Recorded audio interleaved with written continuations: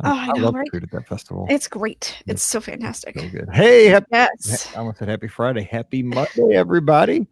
It's been a while. It's been 2 weeks, but we're here. Did miss Yeah. each other, just didn't No, live. just we didn't see each other. I know. So We we're here. missed you. Yes, we missed everybody. Marathon weekend is behind us. Princess is in the crosshairs. That's true. 1 month and less than a week. It's crazy. Hopefully the weather's nice. It was so beautiful last year. It can't be this So beautiful. miserable? No, it's beautiful. It Oh, was beautiful. perfect last year. Perfect. Uh, Matter of fact, I didn't even run hard, and I got a good time. That's how I got my crowd moved up because I was like, "Please look at my princess halftime last year." Because I was, nice. but it was so nice out that like your time was fast because you weren't miserable. That's awesome. So we're gonna answer listener questions, and then Friday we're gonna talk about Festival of the Arts. A few more thoughts on Marathon Weekend. I got myself shaving this morning. See Good that? job. Yeah, good. And if you have questions, put them in the live chat. Hey James, hey Steve, and Andrea. I think I did a quote today for Steve. Hopefully he's going to Walt Disney World. Appreciate putting in the quote. Thank you. That's awesome. I know it's been a while, Jeff. It's been a minute, as the millennials say. It's been a minute. And the old Gen Xers like myself now, because I try to stay hip. Oh, is that what you try to do? I am hip, whatever. Oh, got it. I always tell Mallory, do your friends' parents have 12,000 followers on Twitter? No, didn't think so. Makes me so mad. I bet it does. I bet it does so much. I bet she's mad because she doesn't have that many. Yeah. She isn't allowed to have any of that. Ah, good, smart. Yes. Not that I know of. Her stuff's all locked down. So that's good. I can approve any app that goes on her devices. That's helpful. Yes. She does not need to get in the mix. No, she does not. She has enough of an attitude. We don't need to give her a stage. Oh, no. She definitely has that. She does not need the stage. Absolutely. And James, awesome on getting to run Princess now. I'm so glad. He's raising my Forgive Kids World, correct? He is, yes. He tweeted that, so hopefully people saw that and donated. Yes, that's awesome. Yes. So fantastic. Yep. I'm running it too, but just for me. For you, yeah. I signed it. It was my birthday present. Oh, that's nice. There you go. Hey, Amy. Hey, Melissa. Hey, Alfred. And Jeff will figure that out. It depends. If they're more than 3-day tickets, yes, we can do that. So email. Okay, so we'll answer listener questions. Actually, we have a ton of listener questions. So I bet we do. Yeah, we'll talk. Well, Friday we'll talk about Festival of the Arts. We are, or as my brother calls it, farts. That's a good acronym. Susan, thanks. Man, I was tore up by the end. I listened to that thing on the way because we had to drive to Indiana and back, so we listened to it on the way out. I was like, holy God, I sound terrible on Sunday night. I was like, wow. I was like, we got up at 2:30 in the morning and we got on the bus. It was a long line. Oh my gosh. Okay. Oh, we got questions. Oh no, it's a child swap question. Every day. That's our most famous question, I think, of the history of the show. And I think it's WDW today too. I think everybody asked the child swap question. Nobody understands it. Nobody gets it. No, even if you've had kids, you don't understand it because you've done this. Because it's been like 5 different ways. Right, exactly. So. Oh, dude, James killing me because I've been trying to get a room at Pop and I'm at Riverside. Gotcha. Right. I think I know the answer to Andrew's question though, so that's good news. Well, good. So you got it then. Yes. All right, let's start off with the Karnak. Sure. Hey, don't eat my microphone. That dog's not going to bark, right? No, she doesn't bark. Please. She doesn't bark. That's just. I don't have a dog because I do a podcast. No, she's fine. She's sitting here chewing on her chew stick right now. A family outing in the world. I would pick her up and show you, but hold on. All right, give me a second. Thank you, Colleen. It was so fun. There she is in my messy side of my couch. You're gonna chew Mickey's nose off by the end. No. Was she eating? That isn't your wire for your cord. No, that's not. She's eating a chew toy. That's what I told you. Good. Yeah, but she's kind of looks like it could be related to George's dog. Kinda. I mean, looks a little like a Chihuahua. So, I mean, she is part Chihuahua, which is what his is, I think. Okay. Oh, Melissa got a good question. Okay, now we got some questions coming in, but we got to hit the inbox too. So here we got to get working. All right, we got to get going because Taco Bell doesn't wait for everybody. It does not, and I have a knockoff Emo's pizza to eat. So we had Peronis last night. We had some friends who came and stayed with us like a month ago, and they brought us Emo's, whatever the home version of Emo's pizza is. They have them in freezers.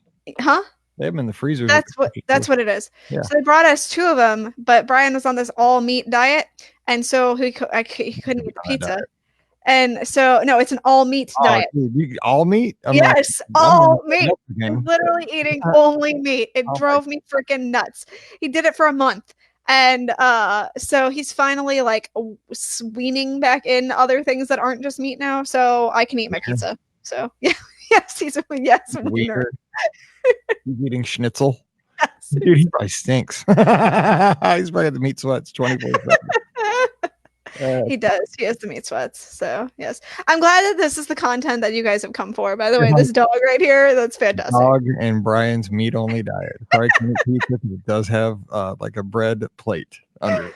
Oh my god, it was awful. I'd have to eat all of his sides, and like people would be like, "Well, it costs the same," and I'd be like, "Fine, bring me the extra sides. I don't need them. I'm not gonna eat them, but bring them anyway." Just put the meat in my hand and Today when we went to lunch, because he had the day off and I didn't, so he met me and we went to lunch. We went to Jim and Nick's, which I know you know, Mike. Oh my god, their biscuits are the best. I have like today. 7 like bags of their mix because the listeners I talked about them, everybody sent them. Yes, I devoured the Jim and Nick's biscuits. Biscuits, man. And so anyway, so he legitimately got chicken wings and pork riblets. that was his lunch today. Oh, sorry, James J. Williams. I don't do Facebook Messenger, so I don't even have. Oh, I checked the Be Our Guest podcast one, so if it was sent there, I can get it. If it wasn't, then Mike doesn't. I don't really like Facebook, but I've been doing better with it the last couple of weeks. But I hate Facebook. I haven't checked the Be Our Guest podcast one in a week or two. All right, we're gonna start. Let's start. Okay, so let's see, 1593. I'll see what we have in the podcast one, just so you know. Well, don't. Well, it's not gonna take me long. Just keep record. I'm so jealous. Where? Jim and Nick's. I want to go Jim and Nick's. Oh, it's so good. I had the Alabama football game, and then at the mix. You know how you only get chicken tenders at Texas Roadhouse? Yeah, I get chicken tenders at Jim and Nick's. So I guess I'm not. Well, I usually get chicken tenders. I haven't got anything but chicken tenders probably last year because they're so good. No, I always get chicken tenders, barbecue. Oh, okay. Mustard. Salad with honey mustard and a loaded baked potato. Gotcha. James sent it to your personal one, so he's either gonna have to send it to the Be Our Guest one or. Oh yeah, because it got out of control, so I just deleted it. Like it was nuts. Got it. You're making me crazy. Okay, we said this 7 times. Let's do a show. People aren't here for this chit chat. They sure are. I don't think so. God, I want Jimmy Nick's cheddar biscuits. You're killing me. Sorry, they were so delicious. They are so delicious, but the problem is I could eat like the whole bag. Seriously, no. I mean, that was. I had them on Christmas morning. Like I save them for special occasions. Maybe Super Bowl. Oh, dude.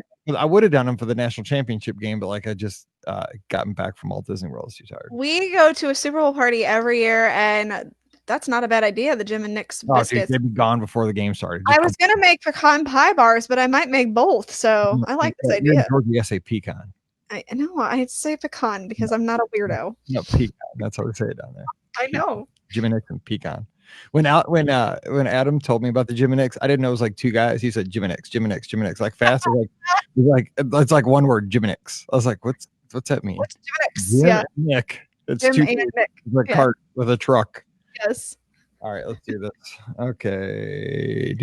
Okay, let's see. See, Jeff tunes in for the chit chat. I know, but I'm still hungry for Jim and Nick's. That's the bottom line. Sorry. Dang, man, I had it for lunch. I have bags upstairs. I think I have 4 or 5 bags still in the pantry. You know, I can send them to you whenever you get low, right? Well, you could probably order them online, I'm assuming. I just haven't had to do it yet. You know they sell them at our grocery store, right? No, they do. You know that? I like golden flake chips. We have those too, I think. You're living in heaven. We don't have those here either. You're the sponsor of Alabama Foot Radio. I'm almost certain we have them at the grocery store here. Yeah, I just don't ever get them. He's from the Golden Flake Studio or something. Yeah. Mike, if you want me to send you Golden Flakes and I seem to come back and run that half marathon for Jeff Galloway in Atlanta. You could also run the Publix half, which is that's in March, so. Nah. I mean, I have a house you can stay at. That'd be cool. There's also a Publix full marathon, also the same day. I don't need to be doing it like all the time. Like I'm doing 2 this year. That's doubling up for me. All right. The marathon was so fun this year, though. I'll talk about that on Friday. All right. All right, here we go. Let's try it. Let's actually go. I'm not looking at the chat anymore. I'm looking at the email inbox. So there we go. So I can't get distracted. Okay. Oh, I'm doing it like old school, like we used to. Okay, back in the Skype days. 15. got it. Okay. Welcome to episode 1593 of the Be Our Guest Walt Disney World Trip Planning Podcast. I'm your host, Mike Rallman from BeOurGuestPodcast.com and one of the senior agents over at the Magic for Less Travel. Happy Wednesday to you. Thanks so much for dropping in. And thank you for all the kind words on last Friday's different podcast where I recorded day by day over Marathon Weekend 2020.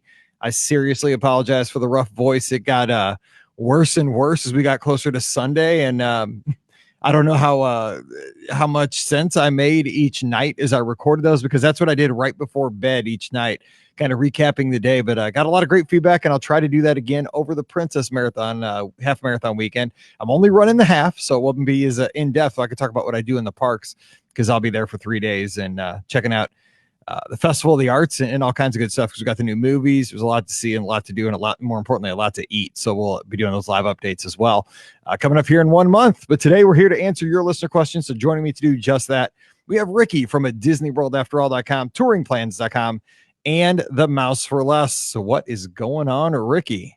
It's just been a crazy week. I had to work a full week this week. So, a lot of people had a 4-day week, and I'm sitting here on day 3.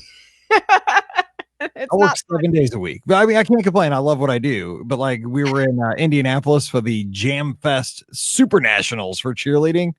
No kidding. Like, I think I counted like 1.2 million cheerleaders in the Indiana Convention Center. And so you could kind of see what's going on over the haze of hairspray. The smell of hairspray, and they have like 9 stages going on all at the same time, and it's like all you hear is boom, boom, boom, boom, boom, like that kind of music, because like they dance to the, that's what they cheer to. Yes. So yeah, I survived that, but I had my laptop backpack on me at all times. So it's good. Didn't get a day off to enjoy the Jam Fest Super Nationals. Oh, it was fun. Good. I'm glad. I don't know what was rougher, the Marathon Weekend or the Jam Fest Super National. You did back to back, so I don't know. That's a lot back to back. So I need this weekend to just. Are you gonna get to chill? I think so. But then the next weekend we're in Schaumburg, Illinois, another cheerleading competition. Gotcha. Yeah. We're all over the Midwest. Look out. We're taking the show on the road. That's right. For Sparkle Platinum Athletics. Anyway, so we're here to answer your listener questions. And before we do that, we have a Karnak. Let's do a Karnak. Okay, let's do it. All right, here we go. Okay, it says, any Disney princess, the Wonders of Life Pavilion, and the Goofy Challenge. Ooh, it's a Run Disney one. Oh. Any Disney princess. Life and the Goofy Challenge. I have things you see out on the Run Disney race course. I have no idea. Name a pretty face, an empty space, and an endless race. There we go. I wasn't going to get that one, definitely. It kind of rhymed. I like that, Dennis. Well done. That was good. All right, let's get to the questions. Now, when I do a Karnak, I got to click out of the questions and get back in here. Here we go. It's from Chris. Says, hey, BOGP crew. Thank you for all of your incredibly helpful information you cheerfully offer weekly. After more than a year of listening and taking notes, I have planned a fantastic vacation for my wife and 2-year-old that we're less than a month away.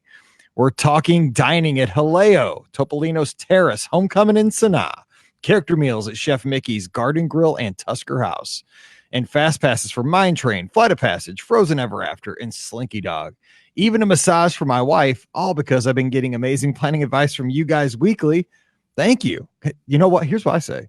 Chris, man, it sounds like you only have 3 people. Can I come along? I know. Look at his list. Is all like, I'm sitting here going, awesome.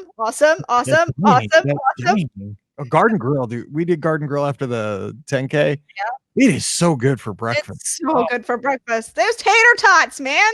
Oh man, and they bring out the cinnamon roll. The cinnamon roll and the tater tots. They could just give me that and I'd be good to go. I'm just saying. If they brought out Jim and Nick's cheddar biscuits with it, we'd be all in. Yes, anyway, that's the pre-show. That's the pre-show. You gotta be here for the pre-show for that kind of talk. I'm just saying. Right. Here's my question: we're going to Hollywood Studios for 1 day only. My wife and I want to see Galaxy's Edge, but I'm not sure it's going to be conducive conducive. Sorry, conductive. Hopefully it's not conductive. It's conducive to bringing our son into a land where he really can't ride any rides. He might be tall enough for Smuggler's Run, but can you imagine a toddler at the helm of the Falcon? Are there any strategies on taking on Galaxy's Edge with a toddler where we might get to experience at least one of the rides? I'm beyond excited for this trip to the world, and you guys are a big part of that. Thanks for all you do, Chris. Well, thank you, Chris, for the great email and for your excitement, man. With your attitude and your ADR slate, you're going to have a great time. And your fast passes, but ADRs kind of take the Yeah. All right, so Ricky, what would you do in this kind of situation? I mean, 2-year-old, you want to see Galaxy's Edge? He's kind of got a point. As a whole, Galaxy's Edge is more for the older crowd. Absolutely. And I think that's kind of been one of the biggest gripes in a way, that it really isn't a land for children, which, I kind of understand. They want it to be as realistic as possible. And, I've heard people say, oh, they could have put in a spinner ride with, X-Wings or something. And it's just like, yeah, but that doesn't fit in with the whole idea of the land. That's not a realistic kind of thing. So I get it. It definitely is more of an adult area for sure. Gosh, I guess the best thing I can say is I know that they have to use child swap, which I'm sure we'll talk about later, on Smuggler's Run. So you can either do that, or there's a single rider line, so you can utilize that as well, potentially, to get the chance to ride that attraction. I don't think you're going to get on Rise, at least not yet, so you might be out of luck on that one. There's definitely things that they can do to enjoy the land, though. The best thing that I would say is there are a few characters like Rey and Vi Moradi who you can interact with that aren't going to be, I think, scary. There's also Chewbacca, also not scary. Chewbacca's never scary. He's like everybody's big teddy bear. Might be a little scary. He's giant, but at least like Rey and Vi can talk to little ones, so like that's at least a help, I think. So maybe find those characters. I've seen them kind of interact with little ones in fun ways, and just exploring the land a little bit overall. But I agree, there's really not that is kind of the biggest downfall of Galaxy's Edge in a way, is there's just not a lot for little ones. It's definitely geared toward older kids and adults for sure. I'm fine with that though, because the little one's going to grow up to be big ones and they'll get their time. Absolutely, 100%. No, I get that, and I definitely don't have like a problem with it. It's just like that's one of the things that I definitely notice as the case is it is certainly not meant for little ones. What should happen though? You should have your kid dress up like Mando, man. You'll be like an internet sensation. I can go up to Kylo Ren or something and like start a Dude, I think that's why I didn't say go to Kylo Ren, because I think Kylo would scare the pants off of a little one like that. I mean, if he's dressed up like Mando, he's pretty safe, Just saying. You scare the pants off. What about Baby Yoda? He can be dressed as Baby Yoda. Baby Yoda, yeah, it'd be 10 times more viral. I mean, yeah, let's do it. Let's take advantage of our kids and become internet stars. Yeah. There you go. Exactly. All right, speaking of child swaps, get this question from Andrew here in the live chat, and we usually record around 5:45 Eastern, so drop in next Monday. Can you child swap with a fast pass? Example, if we're going on Splash with a fast pass, can we child swap and the other half of our party go through the line using the child swap? I believe that is yes. Except I believe you all, at this point, as far as I understand, you all have to have a fast pass. So even if half of you are going and half of you are going to use the child swap, everyone has to have the fast pass for that attraction. So just keep that in mind. It used to be a little fudged, I think, before, but now I believe they are being very strict with that. So just keep that in mind. All right, Melissa's got a question in the live chat. Guys, thoughts on character meals for adults only? I'm so used to doing them with my kids, but I'm considering Topolino's for breakfast on our anniversary trip, but wondering if it'll be awkward without kids. I'm the poster child for this one. Melissa, let me talk to you straight. It is absolutely fine to go to character meals just as adults, because Brian and I do it all the time. So don't feel scared about going just as adults. They will give you as much attention as you would like them to, so they can read the room. And if you're not in it, they will take pictures or whatever and then move on. But if you're really into it, they will definitely play along with you. So do not feel scared to go to character meals just as adults. I guarantee you it's not weird. It's perfectly acceptable. And I highly, highly suggest Topolino's for breakfast. I think it's a great option. So get the steak, and I promise you won't regret it. You see that a lot on the running weekends because a lot of the runners want to get pictures with their medals with the characters. Yep. So you see tons of adults only. Exactly. It's not weirder or anything at all. So you're good. I know, once you start going solo, you see things aren't as weird as they seem weird until you do it like the first time, and then you see, oh man, there's a lot of people doing this. Exactly. Yes. So you're just fine. See, Megan's got a question here in the live chat. Any last minute tips for a 3-generation group of first timers? We leave Saturday, so have a good time. You're going this weekend. That's awesome. I say lots of pictures, maybe Memory Maker, because I mean, think about that. You get 3-generation picture in front of the castle, or something iconic.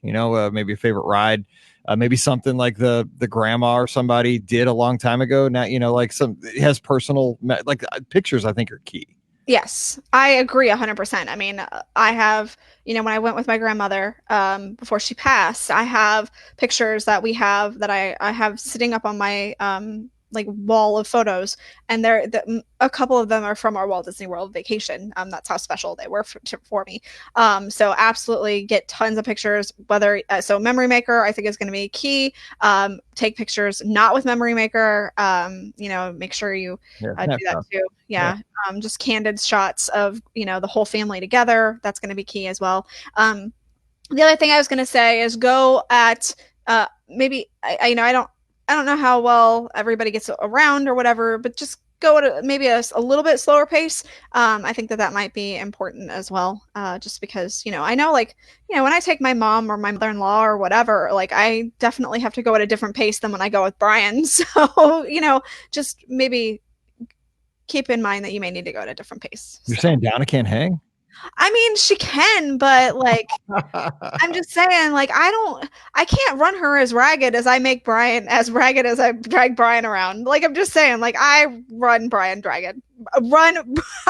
ragged, poor guy. So he's in good shape though. He runs marathons and all he eats is meat. So exactly, it's fine.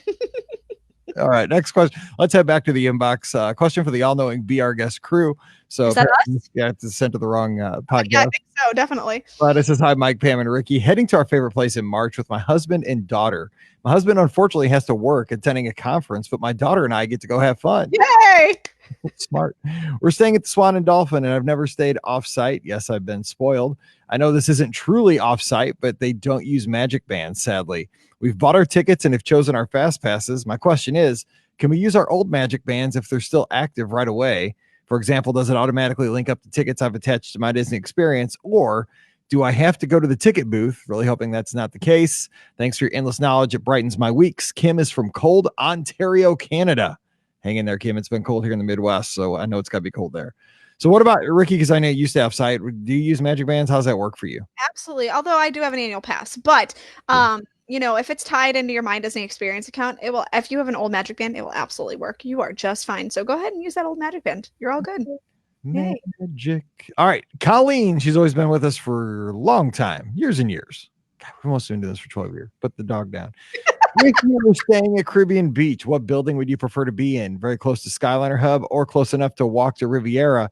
I think my husband and I only, are staying there in August for 2 nights. We'll focus on Epcot and Hollywood Studios and a little resort hopping. Jico at Animal Kingdom Lodge is a must do. Get the bird nest dessert. It's good, even though it's weird to eat a bird nest. Personally, I haven't stayed there yet since renovation, but I spent a lot of time there over Marathon weekend. I would just try to be as close as I can to the Skyliner station, because you can hop the Skyliner over to the Riviera because there's a separate station at the Riv. True. The Riv. Yeah. Yes, that part is true. I think I would stay maybe more in the middle, in between the Skyliner and the main Centertown area. I think that's kind of where I would lean towards. That way you're halfway in between both. So I don't know what those buildings are over there, but that's kind of where I would look at, is somewhere in between both of them. So. Ryan right here in our live chat says Jamaica if you want to be close to the hub, Aruba if you want to be near the Riv. There you go. Stop calling it the Riv. It'll shall forever now be known as the Riv. It shall not. No. I called it that talking to Disney the other day. They're like, the what? I'm like, the Riv. Like, can't we shorten it now? Like, we don't call Pop Century, we call it Pop. Movies. Riv. No, stop it now. Stop it. All right, next. A surprise weekend getaway dilemma from Michelle. Hey there, BOGP crew. I wanted to surprise my husband by taking him to Disney. Well, hope he doesn't listen. For a long weekend at the end of July to celebrate his 35th birthday. My goal is to visit Epcot and Hollywood Studios, then spring for a dinner at Victoria and Albert's. See, I was going to be a name. I didn't, because I thought you'd get mad. Victoria. No, you're fine. I was debating between the Boardwalk Inn and a studio room at the Riviera Resort. Yeah, Mike. Riv. Yeah. With the Boardwalk, can we walk to Epcot or Hollywood Studios? Well, with the Boardwalk, we can walk to Epcot or Hollywood Studios and can explore the Boardwalk at night.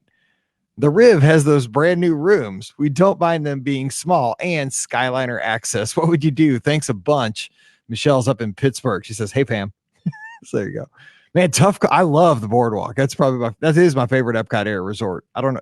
I love it in there for some reason. Yeah. I know Beach and Yacht have the Stormalong Bay. That's a big win. The pool at the Boardwalk is nothing to sneeze at either. If scary clowns aren't, don't scare you to death. And the chairs in the lobby. Chairs in the lobby are a reason not to stay there. Trust me. Riviera is sweet though. I haven't stayed there, but I spent some time there. Ate a counter service meal there. The Riviera burger is so good in their counter service place.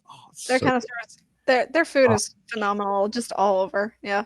Skyliner access. I'm telling you, man. Skyliner access is just amazing. Like staying at Pop Century, I was literally like, I just hop over to Hollywood Studios 10-12 minutes. Yeah.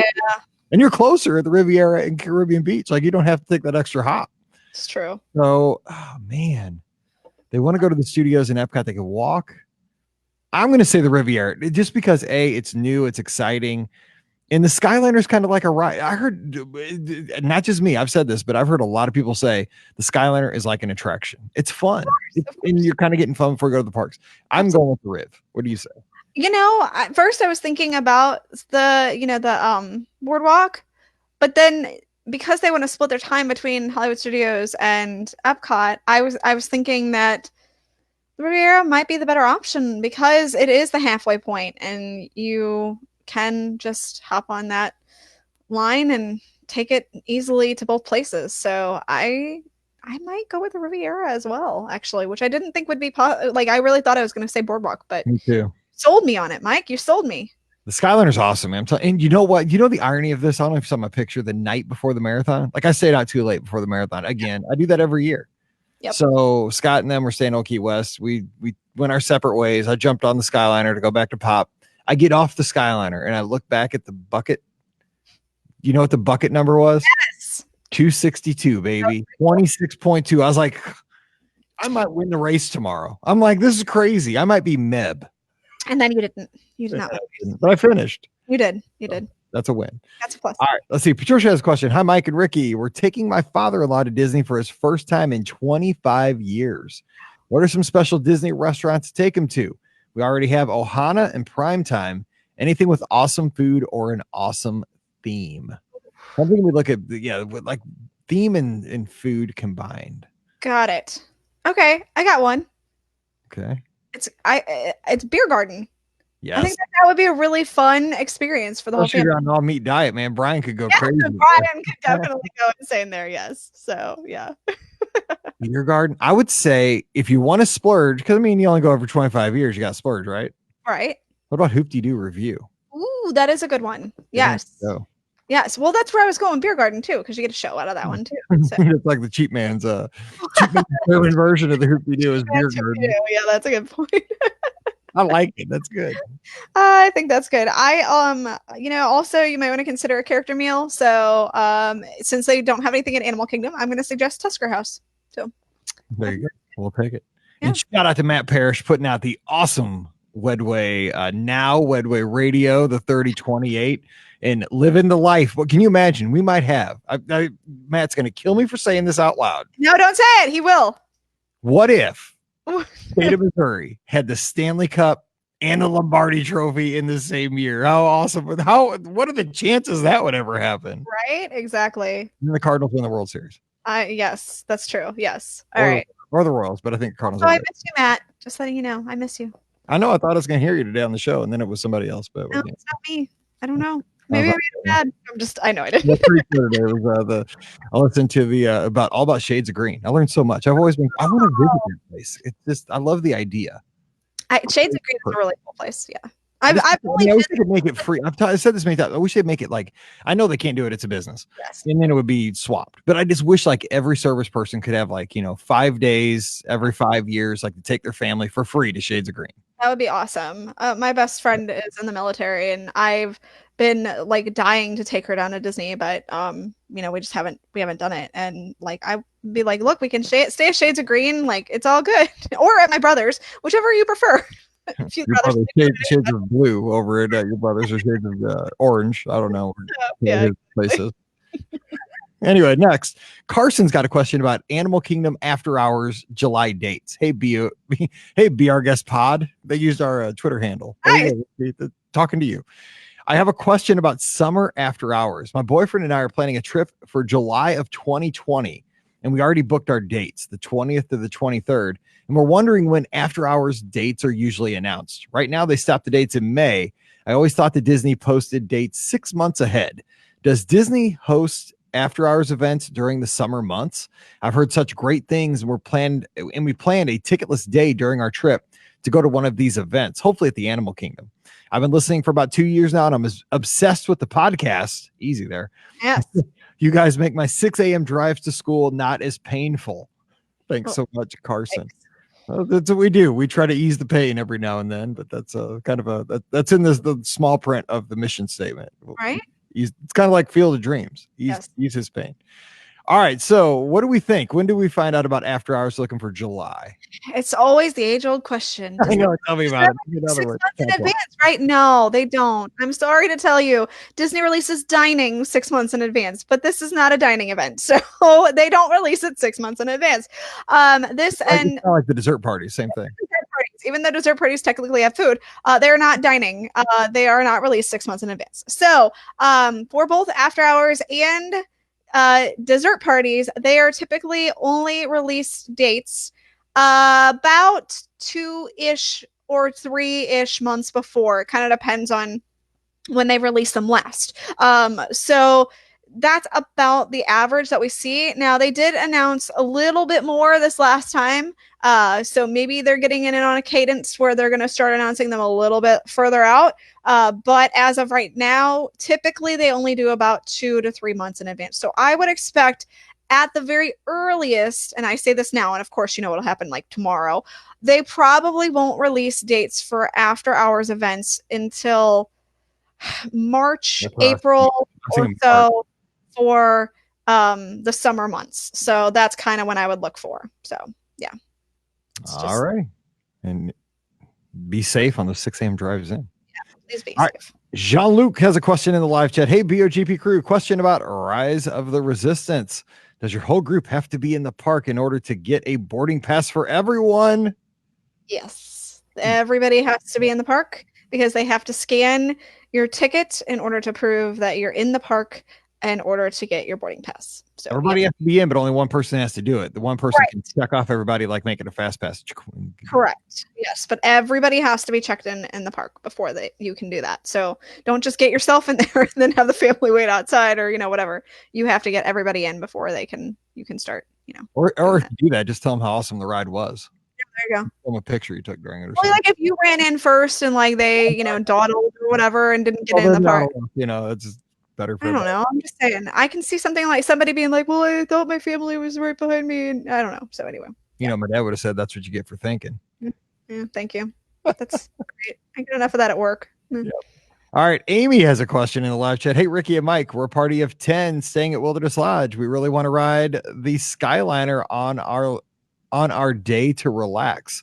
Do y'all know of anywhere we could park and ride it? We would love to visit the Riviera Resort. We don't want to carve out time for visiting the parks. So technically, your best place to park would be a theme park. I mean, that's well, I would say Hollywood Studios because you can't park at Epcot because you'd have to go through the park. So I say Hollywood Studios, park at Hollywood Studios, and do it that way. Because they are churning everybody away at Pop Century, Art of Animation, Caribbean Beach. I mean, you got to have a like a message from the Pope to get in, unless you have a reservation. Yeah. And Bob's got 6 days till Disney. They're heading down, and they're gonna. I'm so excited for him. He's gonna have a great trip. I know, can't wait. All right, here we go. We have a long one. I haven't read it through, so Amy, don't let me down here in the live chat. It's hope you'll see where it goes. Hey, Mike and Rikki, we are planning a multi-generational July 2021 trip to celebrate my hopeful graduation from grad school and fulfill one of my bucket list items to see the 4th of July fireworks. What are some of your best tips and tricks for seeing these fireworks? I know in the past that you've said to do Magic Kingdom on the 3rd, Epcot on the 4th, but do you think that will change with all the shakeups of the fireworks at Epcot? Do they have fireworks dessert parties on the 3rd and 4th at the Magic Kingdom? I'm trying to make this as seamless as possible because I'll have my 2 kids with me who will be 4 and 9 and my mom and her boyfriend, both in their 70s, along for the ride. Any tips and tricks would be greatly appreciated. First of all, I've been there for the 4th of July many, many times, and she's got there will be dessert parties. Yes. Book those ASAP when they're announced because they'll go in a And as we discussed, dessert parties also don't get released 6 months in advance. So she's looking for July 2021. So she's got oh gosh. Yeah, okay. We're talking a long time here. But yeah, book it. Magic Kingdom on the 3rd, Epcot on the 4th. Of course, with the changes to the fireworks at Epcot could change. I don't think so though. So what they did, and obviously we don't know exactly what will happen with Harmonious, but Harmonious will more than likely be playing at that point. However, what they did with New Year's Eve this year, and I suspect they will probably do with 4th of July, and we'll continue that path as we move forward, even with Harmonious, is they have the tag that happened at the end of Illuminations. The tag is its own separate kind of show. Now, it flowed in a little bit better with Illuminations, I feel like, but since we don't have that anymore, they're still going to do the tag they did it with New Year's Eve, and it was the same tag that they did before, basically, and I suspect they'll still do it's the Heartbeat of Freedom tag for 4th of July. So I suspect they will continue to do that both with Epcot Forever this year, because we suspect that Epcot Forever will continue until October of this year. I could be wrong, but that's what I've heard rumors that it may get replaced this summer. It's possible because it's not getting great reviews. No, that's why I've heard that it may be going away. We're gonna make it a little faster than we said we would. So I mean, it could be this summer. We don't know. But anyway, whenever they do replace Epcot Forever with Harmonious, I suspect we'll still see the same Heartbeat of Freedom, fireworks show for 4th of July. So. All right, Alfred has a question here in the live chat. He's asking about a group of 14. He's trying to plan best way to go about it. Definitely stay at the Grand Floridian. I need to know the best for the rest. So when you're planning a large group trip, obviously you're going to be in multiple rooms. So when you make the reservation, what you need first of all is a point person that knows what's going on. Like if you have 14 people trying to do things, it doesn't work. Find somebody that's the point person. Send out emails, kind of set up a group chat. I hate group texts. Like when I become president, group texts are going to be illegal. Freestyle Coke machines. Got it. The third thing. I always say that. But take the point, schedule things, but keep everybody informed, but don't give them too many options. You know what? You know what's going to be good. I hate to say that, but I mean, if you're the Disney fan, you probably know what's going to work and what's not. And folks that don't have any idea just kind of get things confused. They just need to trust you that you're going to plan a great trip. Mm-hmm. So get everybody, in their hotel reservations. It's crucial that you link them together. It's called a travel with, and that gives you the best chance to be adjoining or connecting rooms. And then once you do that, My Disney Experience, connect everybody through the friends and family feature. And then you can schedule fast passes and ADRs for everybody. The point person does that. And then just tell everybody to trust you when you get there and be flexible. You don't have to stay together. The biggest thing with 14 people, don't stay together for a week. You know what? Go your separate ways, meet up for dinner, meet up for lunch, have a breakfast 3 out of the 7 days, whatever. But just give people their freedom. Let them go in little groups, but do meet up at least once or twice a day to celebrate the group. Rikki, anything else? I think that's all very good advice. I mean, definitely don't, like you said, don't be mad if somebody wants to go off on their own, or, you definitely want to give people time to be with their own little groups or whatever. I think that's probably the best piece of advice that people ignore or don't think about when they are in large groups like that, is just everybody has to be together all at the same time. And that doesn't always work the best way. So I think that's the best piece of advice, to be perfectly honest. Good. Yeah. Oh, also, did you say something about tables, making reservations that sometimes tables? I did talk about reservations for dining. Go ahead. Okay, so like tables of 14 are not easy to get, so Nope. you'll probably have to split them up, 7 and 7 or things like that. And then when you get to the restaurant, just tell them, hey, we know, and make sure that they're for close to the same time. You may not get exactly the same time for those reservations, but just make sure that they're as close as possible. And then tell them when you get to the restaurant, hey, we're technically it's 2 parties of 7, but if it's at all possible, we'd like to sit either, if possible, together, or if not possible, at least near each other. So, and they'll work their best to accommodate you. All right, let's fire through some of these questions here in the live chat so we can get them in as many as we can. Let's see. Eric asks, with the Riviera taking away a few islands, does the resort still feel as big? I think he's talking about Caribbean Beach. I was just there now, not staying there. Now, if I was staying, there, you get a whole different feel when you're staying there, making the walk for 5, 6, 7 days. It didn't feel as large, but again, I wasn't there. I don't know. I'd have to stay there to really make a decision. I mean, I explored that resort pretty in depth when I was there in December, and I didn't feel like it was awful. I felt like it doesn't feel as big, but it's still big. Yeah, it's still big, but it didn't feel like it was like humongous. So as much anymore, because that other hotel, I mean, the Riviera, it's definitely its own entity. So yeah, that takes away part of it, part of the vastness of it, I think. So. All right, Karen's got a question. Hey, Mike and Rikki, what's the best building to request for Coronado Springs? Not staying in the tower and have a water view. Thanks. I like the casitas because they tend to be closest to El Centro, which is where the food court. I want to say Pepper Market.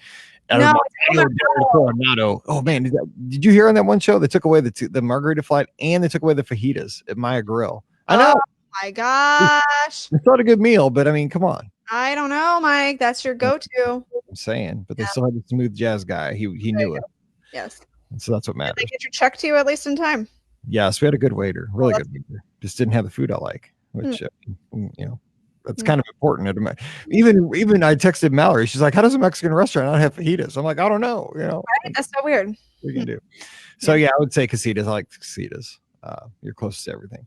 All right, Melissa got a question. Mike and Rikki, we're driving home from Disneyland and we got on Rise on day 3. The cast members were so in character as the first order. We are wondering what happens if a kid gets scared or upset. I know this. I mean, because it is. I mean, it's like being in the movie. I've been having this issue because we've all 3 been on it now.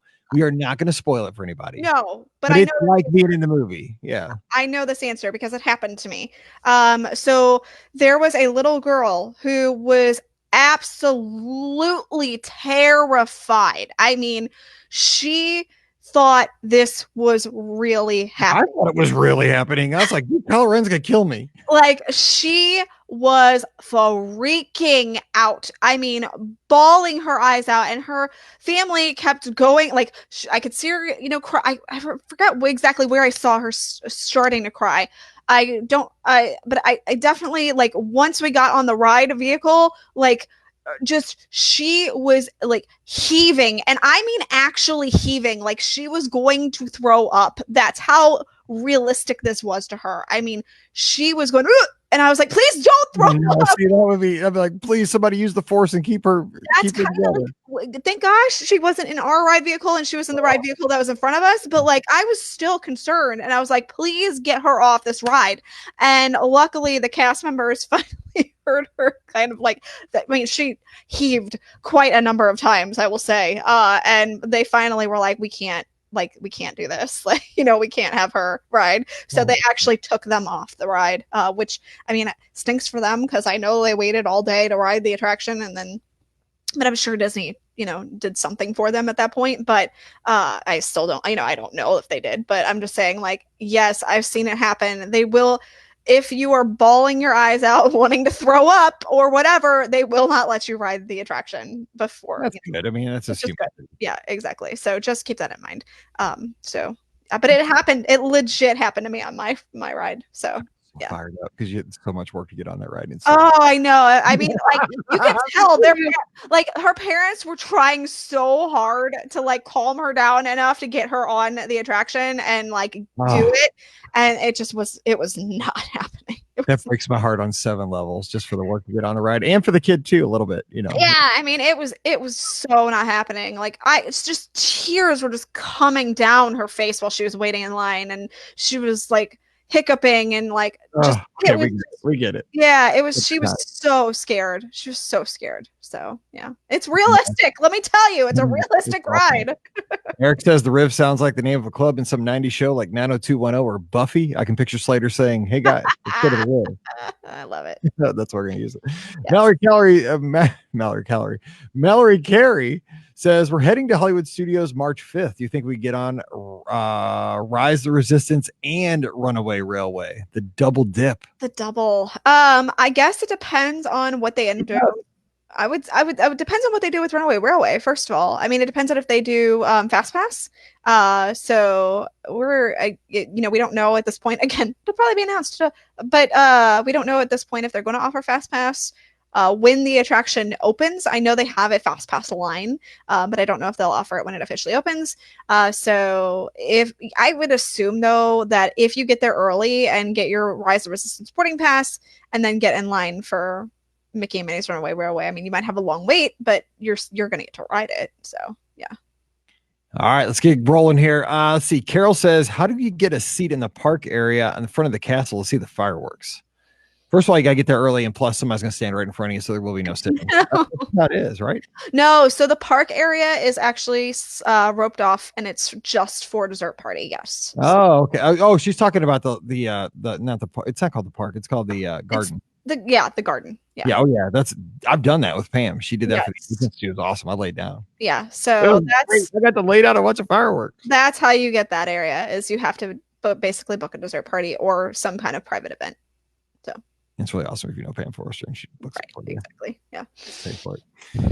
Wade says contemplating running Star Wars Challenge. How the April crowds? They're not bad for race weekend. That one and Princess. Actually, that one's lower than any other race weekends. That's good. Yeah, I feel like it is. Yeah.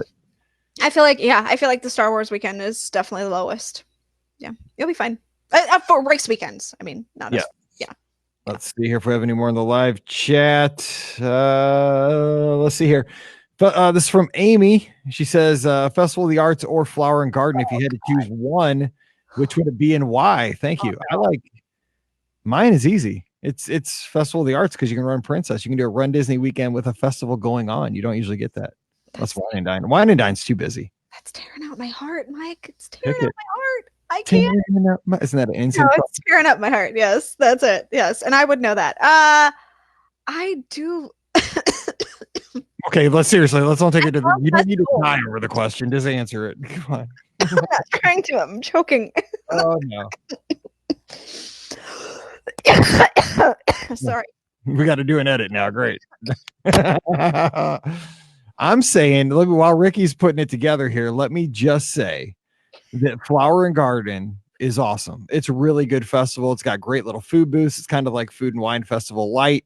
But I think what they did was they took the Flower and Garden concept and applied it to Festival of the Arts. To me, the thing is with Festival of the Arts is that it's very visual. Like one of the things I really enjoy about Festival of the Arts last couple of years I was down is I like the simple stuff, like the sidewalk chalk artists where it looks three-dimensional. I saw somebody do one this past weekend on Twitter with the Frozen characters, and it's just incredible. And when you see it in person, it's like, wow, like that is 3D, like, and it's chalk, like somebody could do on a driveway if they had a ton of talent.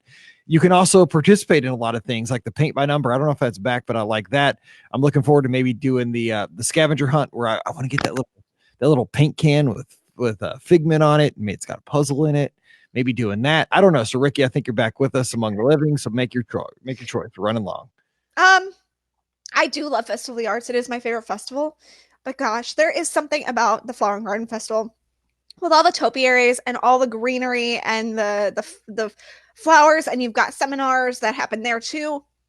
I think for this, I'm going to choose Flower and Garden, but I do love Festival of the Arts too. I think right now they've cut back a little bit of the Festival of the Arts because of the fact that there's no festival center right now. I mean, the festival center that they were using was the Odyssey, and well, they can't really use that anymore right now. So, and they really don't have a festival center for Flower and Garden either, but I think I'm going to go with Flower and Garden.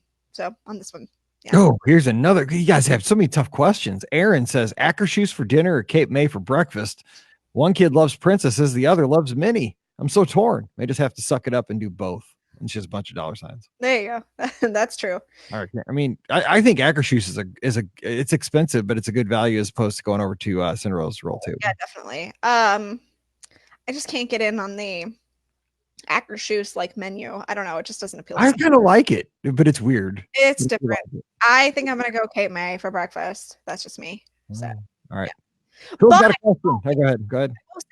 If you're looking for more bang for your buck, I mean, there are definitely more princesses at Akershus than, I mean, you do have other characters at Cape May, but if you just need a meet and greet with Minnie, I mean, she's pretty easy to find too. So, she's in all the parks. So that, you could just go ahead and meet Minnie by yourself. So. Good. Right. Yep. All right. Phil's got a question. Probably one of the most important. Says first time commenter, long time listener. Would you say that Stitch would have a chance in a fist fight with 1980s action icon, the Soviet tank, Mr. Dolph Lundgren? Or would Gaston win in a pose off with a young Arnold Schwarzenegger? God, listeners. When you throw in some 80s stuff with Disney, if you don't know, like I listen to podcasts on 3 topics: Disney, technology, and retro stuff. Yes, that's true. I have no idea who would win in any of those things. Lundgren would take Stitch and just pop to the ground and say, I'm going to steal your attraction someday. It's going to go away. Gaston or Conan the Barbarian. I don't know. Maybe Gaston because he's animated. He could just hold that pose forever. That's true. Yeah.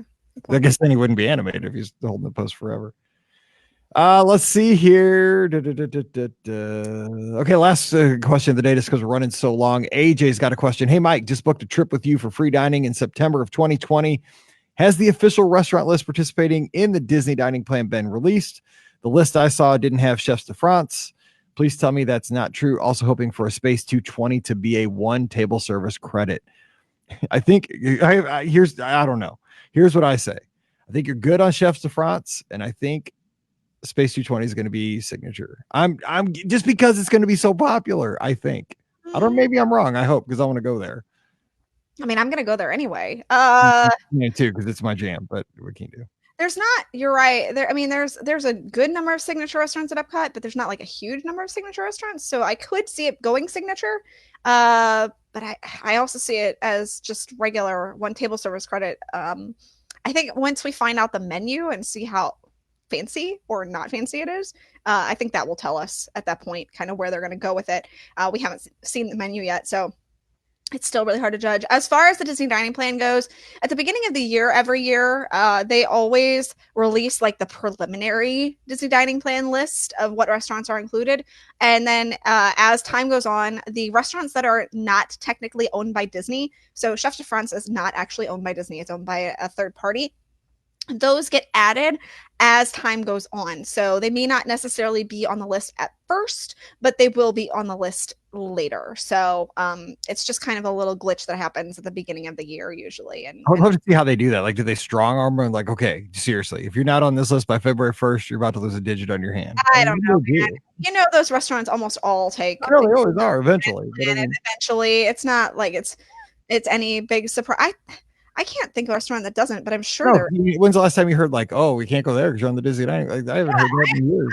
Please tell me if I am missing a restaurant that's not on the Disney dining plan. The only thing I can think of is maybe STK, but I don't know.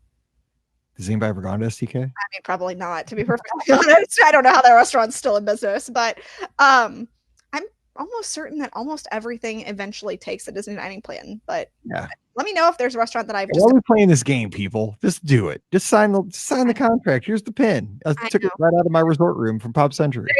There you go. So it'll eventually be on the list, but third parties just take a while. Is it fair to take the pins out of your hotel? I do every time. It's fair. Trust me. I have a ton of Hyatt pins around my house, so. I mean, I'm paying $190 for the room each night, so I figure I can have my little dick. You're fine. Yeah. All right, that's going to do it for today. Enough of that. And we appreciate all the great questions. I'll end the live chat also in the inbox. Send those questions to MikeandBeOurGuestPodcast.com. We'll get on those next Wednesday again. Don't forget, today's show brought to you by our friends over at virtualmickey.com, home of great iPhone apps like Theme Park News, Disney Edition. Ricky, what are we reading about on the app this week? Well, we are reading about a brand new shake option that is available at Vivoli El Gelato in Disney Springs. So, since Mardi Gras season is coming up, they have a king cake shake, which features king cake gelato served with a waffle cone. It's in a cup, right? The shake is in a cup, but there is a waffle cone stuck inside of the cup. And then there's a large cinnamon roll next to the waffle cone and tons of whipped cream inside the waffle cone. And of course, you can't forget the king cake baby. That will also be there too. It's a giant behemoth of a dessert. I highly suggest if you get it, you share. Is the king cake the thing that has the baby in it? Yes, correct. If I'm not listening, okay. Yes, you were not listening, but that's fine. It's fine. I'm always worried somebody's going to choke on the baby, like because we have those here. Because I mean, Florissant's I'm not living in Florissant anymore, so I guess I don't have to worry about it. But I lived in Florissant my entire life until this year, where everybody would go down to Hendel's, yes, and get the king cakes and had some like pea thing. They always sold like some called Perunza or something. They always had a sign outside. I never got one. I can't pronounce it. Yes, I know what you're. They sold those in king cakes. And I always wondered, like, what if you like unsuspectingly just were like hungry for a piece of cake and like the baby was in there and you're in a hurry and all of a sudden you die because you ate the baby. Because aren't they like little plastic babies? Little tiny plastic babies. Sounds a little dangerous. I'm just saying. Yeah, anyway.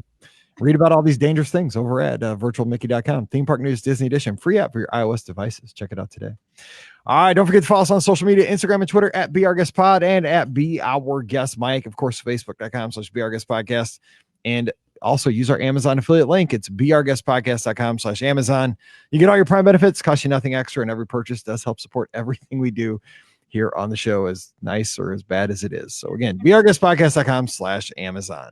All right, we're going to be back again on Friday talking about Festival of the Arts. I'm going to be recapping some of the stuff from Marathon Weekend I didn't get to on last Friday's show and much more. So hope you'll join us then. And apparently Jennifer says they don't put babies in the cakes anymore. Oh. Breaking news. Right at the end of the show. That sounds like a better idea, but it doesn't sound as fun. Sometimes a little danger makes it a little bit more fun. Right? Exactly. All right, so we'll be back in on Friday. Thank you so much for joining us. So for Pam and Rikki, I'm Mike, wishing you a great Wednesday, but it's time to head back to work, and we'll see you real soon.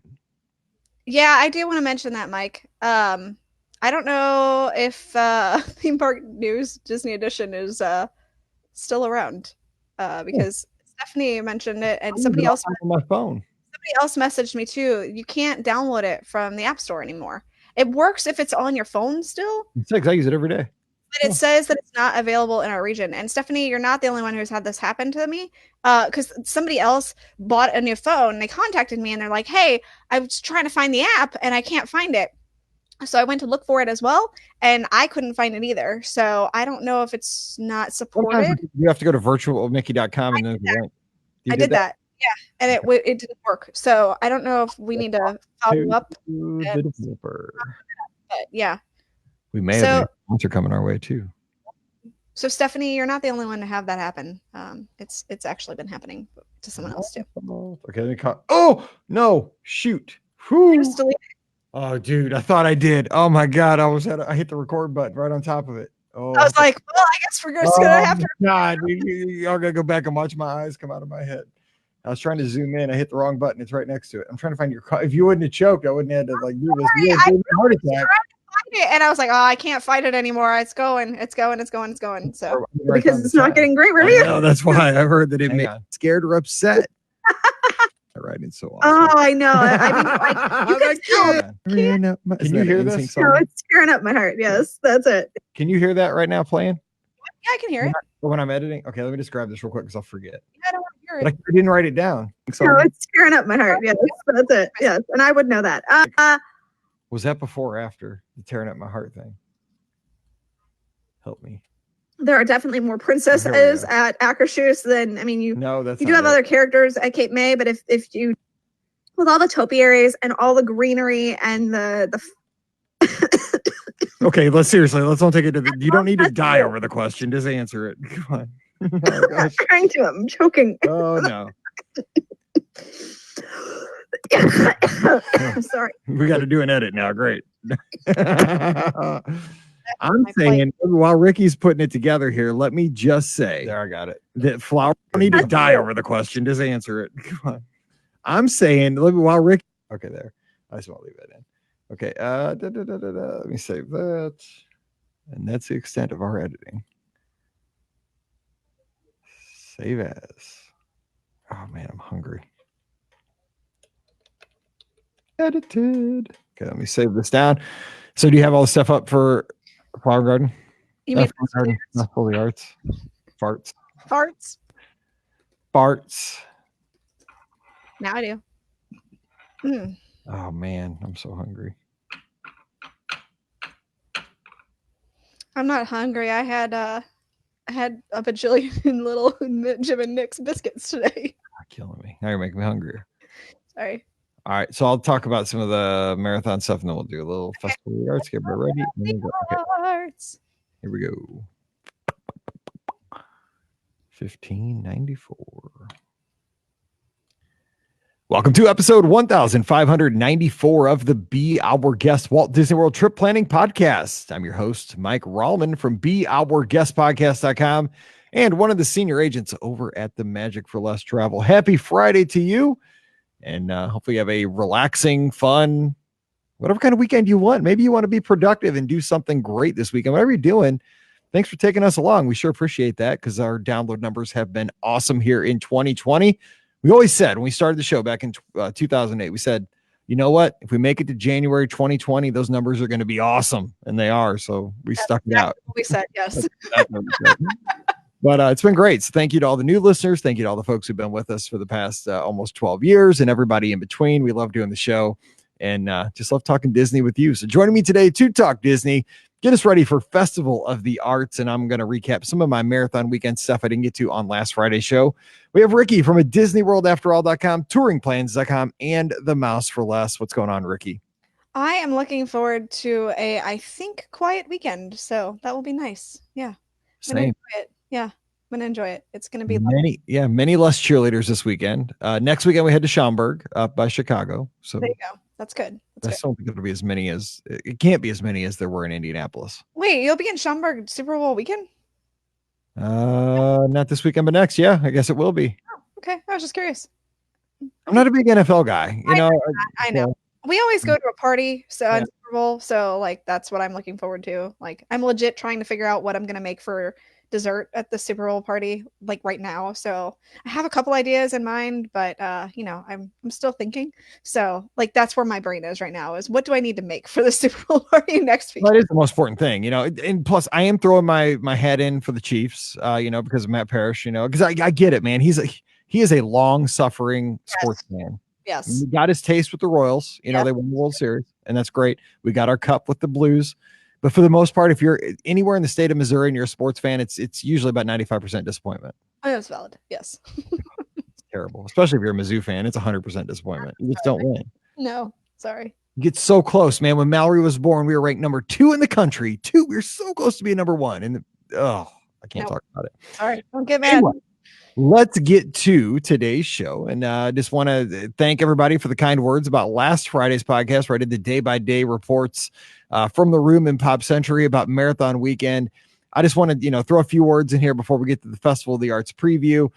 So many lizards down there running with us on the team. Oh, do you see the pictures, Rikki? Like even for the 5K, we had so many people. I could not believe it on Thursday morning. It's just, it amazes me every single time. Like it's not just, I know Marathon Weekend is like the big weekend overall, in general for Run Disney and for our lizards and stuff like that. But I know that they turn out for all the races and it makes my heart so happy when I see that lizard yellow, everywhere in the parks when when the race weekends happen and people are running and it makes my heart like I smile all those weekends, the whole weekend. I'm constantly on social media, just following along with you all because I'm like living through your all's trips. It's so, so, so much fun to get to see everybody get together. And that's true. We say it all the time. Our podcast is a family. We mean that. I truthfully really do mean that. And the race weekends, especially are proof of that. Obviously there are other weekends that we show off as a family. We get together, but the race weekends are such a big one that happens. And it's just it just makes my heart so happy to see all those lizards together. And I mean, they're running around the parks together. Like, they're not just running the races together. And what amazed me is there were clumps of you guys running the races together too. Yeah. Like, I'd see one clump come in, and then I'd see another clump come in, and I'd be like, there are so many lizards. But they were just hanging out in the parks together too. I mean, I know that there are pictures of the lizards going and meeting Donald and Goofy, and those are like such awesome pictures. And then there's pictures that came in of everybody riding the Tomorrowland Speedway and Dumbo together, and it makes my heart so happy. I can't even tell you how I just had a smile, grin from ear to ear that whole race weekend watching everybody. So yeah. It was awesome. Amazing. Like I, for example, when we were running the half on Saturday, it was Scott and I were running together, and we were running with, I think at the time, Julie and Wendy, just kind of finishing up the race, coming up on mile 13. We turned the corner at mile 13 mile marker. There's like 35 lizards taking their picture in front of the mile marker. We're like, we're in the photo. We jumped in. We all finished together. It was crazy. It was all kinds of stuff like that. Okay, some quick notes though, just for folks planning Disney vacations. One thing that I really liked, I don't know if I talked about this, I want to make sure I get some planning stuff in there for folks heading down. They have these upgradable Skyliner mugs at Pop Century. I believe they have them at Art of Animation as well. I think they have them at Caribbean Beach. They're like, they're you get the plastic cups for the dining plan soda program, the free unlimited drinks, but you can pay extra. I think I paid $30 because I wasn't on dining plan this trip because my dining is so messed up over marathon weekend. But the one I got was metallic red with this awesome retro looking Skyliner logo. And I mean, it keeps your drink cold. Like my ice would stay cold for 2 days in there. So $30 unlimited soda, and they have Coke Zero at Pop Century. So they lost money on me. They didn't lose money on me, but I got pretty good value. Yeah. But those mugs are only at the Skyliner resorts. They don't have them anywhere else. So, don't be at the Grand Floridian and expect to see a Skyliner mug, refillable mug there. They don't have them. So, but I did hear that they're going to come out with those kind of mugs with different kind of designs of Star Wars and stuff like that. 100% certain. But as of right now, they're only at the Skyliner resorts. So. Yeah. I will say too, just general notes. I'm just scanning through my pictures. The Christmas decorations may be up early for next year because they never came down even when I left. I'm sure they're down by now, but it was forever and never. Also, mobile order, use it often. It will get you around so many lines. There was a 45-minute line for Ronto wraps one morning. Mobile order, and I had mine in 3 minutes. That's awesome. I'll wait in lines. Yes. Let's see here. What else? Oh, the breakfast Ronto wrap. I think I talked about that. Get that. It's good. It's breakfast food inside of like a tortilla. Awesome. Let's see here real quick. The Riviera again. I can't remember the counter service restaurant name for the life of me. Primo Piatto. It's 2 P's. Yeah. I know it's 2 P's. Scott got these 2 flatbreads or pizzas. They were good. Yep. I got the Riviera burger with fries. And I'm telling you, if you're at the studio, I'm not kidding. Just listen to me once and follow my advice later. If you're at the studios and you need lunch, get on a Skyliner. The studios is not that big. Even if you're back in Batu, you can be out on the Skyliner in 10 minutes. In another 10 minutes, you're at the Riviera and you're having this burger that is no kidding. It's the best burger on property. I'm telling you, the Riviera burger with these fries with this herb crusted Parmesan stuff. Oh, the fries are phenomenal at the Riviera at the Primo Piatta. And then I had the Monte Cristo, which was also exceptionally good. So I'm with you. I think they have a great counter service. Oh, so yeah. But the thing is, the Skyliner, what it does, it makes, if you're in the Magic Kingdom and need a break from the crowds, you hop on the monorail and go over to the Contemporary, you go to the Grand Floridian, the Polynesian, whatever. You do the same now at the studios and even Epcot. But I mean, Epcot's got a lot of dining. You don't really have to do it that much at Epcot. But at the studios, hop that Skyliner, go to Caribbean Beach, go to Riviera, and even Pop Century if you want. Or the Art of Animation, Landscape of Flavors ain't bad. He's got options. Yeah, that's true. But use it. Rise of Resistance. I was having this discussion with one of our listeners via email earlier this week, Linda, who was down there when it opened and feeding me information. We talked about it here on the show. We've all three now ridden it, but I'm not going to talk about it where we would spoil anything, I think, until after the summer. I know that's a long time. No, I get it. I know a lot of people have trips planned, and I was avoiding spoilers like a thief avoiding the cops. Like I was trying to not get spoiled on it, and I don't want to spoil anybody. But I will say, just in general, this is the great movie ride on steroids. As I thought about it more and more, it's perfect for the studios because Think about the mission statement of the Great Movie Ride back in the day. You rode the movies. Now, this isn't riding the movies. This is being in a movie, like a Star Wars movie. No spoilers, but this is as close as you can get to being in a movie, man. You're looking behind you, you're looking up, you're looking down, things are happening everywhere. Your stuff's flying. I mean, I'm just saying, like, the more I thought about it, people say, oh, well, it kind of loses what the studios was all about. Maybe it's exactly what the studios used to be about. You are immersed in a movie to the highest level. It's incredible. Yes. I mean, they don't necessarily consider it a movie. They consider it real planet, but I can see where you're coming from. Even with the ride system that they have, like it has a similar feel to that. I get what you're saying. It is obviously not the same as Great Movie Ride. 100%. It's not the same, but it is the closest thing I think we'll have to the Great Movie Ride, and in that regard. Of course, we're about to get more trackless ride systems with, Ratatouille coming and Remy's Ratatouille Adventure and a few other things, but that trackless ride system is a really cool system that they utilize. It took us forever to get it. They had it, in all the other parks basically, except for ours forever. So it's nice to finally get it in the States.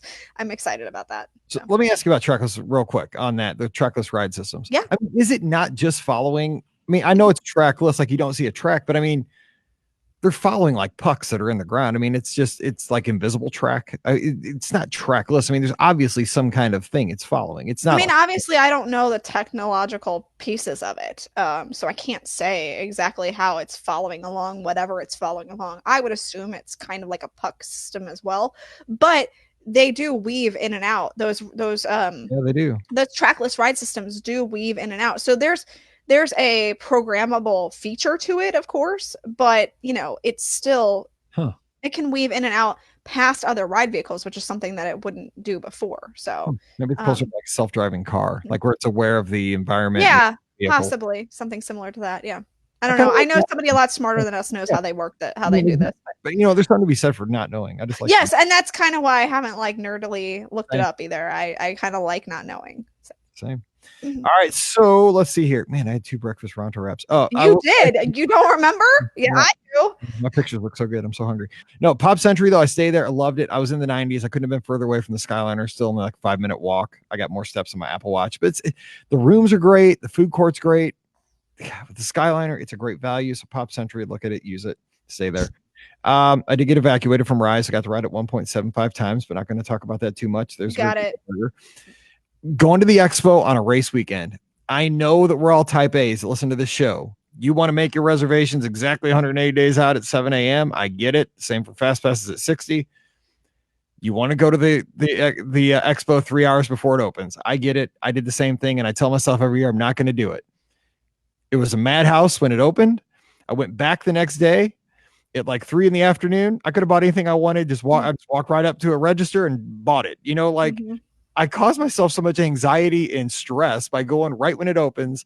If you just wait till like later in the afternoon around dinner time, God, it's the best time to go. Yeah. Don't do that. Yeah. You definitely push yourself to get that stuff like right first thing. And I'm always like, Mike, just wait a little bit, but no, you don't listen. Let's see real quick. Went to the new Beaches and Cream, the newly reopened Beaches and Cream. How was it? It was good. The food was exactly the same. It still has the same charm, a little less, but it's still fine. It's cute, but it is loud. It is so loud in there. It's like it reminded me of when I had cafeteria duty as a teacher. Like it is. I just wanted to like stand up on a chair, and like we used to do the secret clap that went, and like the kids had to do it back, and that meant stop. Shut up, be quiet. Like that meant not talking. That's Mr. Rollins had enough. I get it. Like there's a lot of runners in there, and you don't have to be quiet at dinner. It's a soda fountain, right? But I think the acoustics of the place now that it's bigger, there's just tables everywhere, and it's just like hard floor, hard walls. It's loud. Oh, that's not good. Yeah, it's old. That's also possible. Yeah. Again, also very possible. I said this on Wednesday show, Garden Grill, great breakfast, so good. value, and a great place to go with your medals. Love that. Love trading elbows with Eileen Lawrence going down the chute on the 10K. I think that was.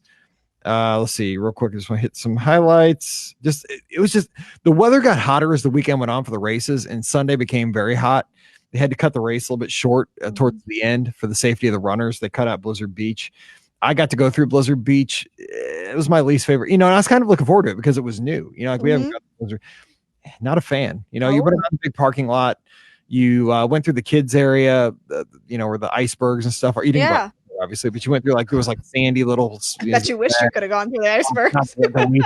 So they had the wave pool going. It looked so good. It was so hot. Can I just get in there, please? Trust me, people were asking when I went. People were like, can we hop in? No, you can't.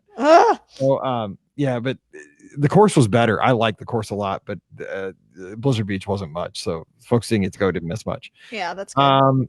I got to get on the Tron cycles. Yes. That's going to be awesome. I'm so excited about it.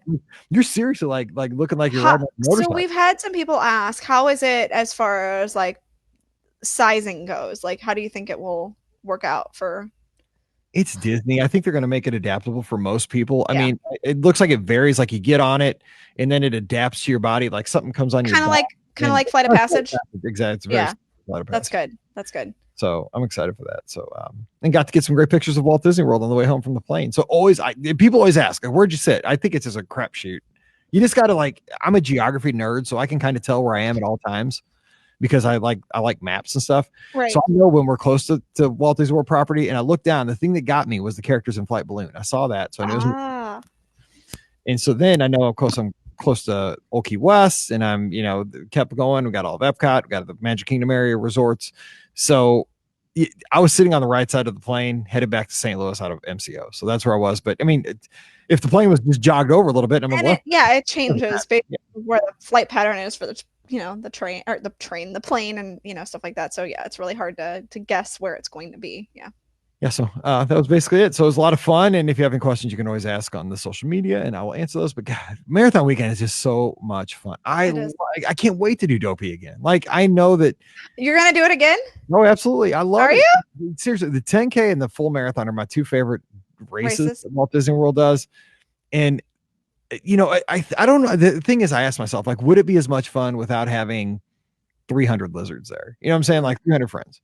But when you started, we didn't have 300 lizard friends there. Yeah. So, I mean, you've done it both ways now at this point. I have. And I mean, I say this all the time, but again, it's just my personality. Right. I'm very positive, and the last resort I stayed at always seems it's their favorite. Yes. Pop Century is still awesome. It's probably not my favorite because it's value, but it's unreal with the Skyliner. But every marathon weekend gets better and better. This one, the marathon, and again, I only ran 15 miles was my long run, but I ran every day for the year leading up to it. The race was not super hard. I was still fine at the end. It didn't kill me, even though it was hot. And I remember just enjoying the end of the race. Sometimes there's been a couple of years where I've kind of hung on, please God, just let me get to the finish line without dying.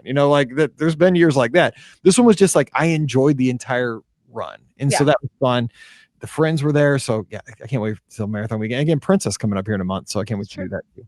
All right. So let's get to Festival of the Arts. One of the reasons I like to say I want to run Princess. So I really go to Festival of the Arts. Yes. It's like a double dip. I asked for that for my birthday the last 2 years and my wife has agreed. That's awesome. So what am I going to get to see? What do I need? Because obviously we don't have very much time. We got 20 minutes. What do I need to not miss for Festival of the Arts? So the big thing about the Festival of the Arts is obviously it is a celebration of the visual, culinary, and performing arts. So that's kind of the backdrop of what this festival is.